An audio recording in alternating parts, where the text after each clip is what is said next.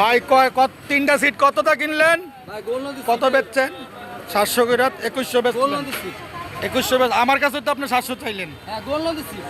আমি কিন্তু কাস্টমার সাইজে আপনার কাছে আসছিলাম, বলছি কিনা যে আমি একটা সিট লাগবে, বলছেন যে 700। আপনার গাড়ির নাম কি? আপনি যে আমার কাছে সিটটা বেচতে চাইলেন, হ্যাঁ?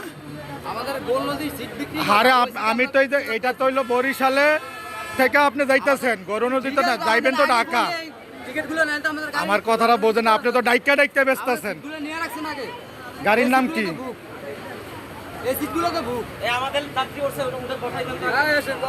ভাই কত করে নিছেন? তিন, মানে এর আগে কত করে ছিল? ঈদের আগে তো সাধারণত 550 টাকা।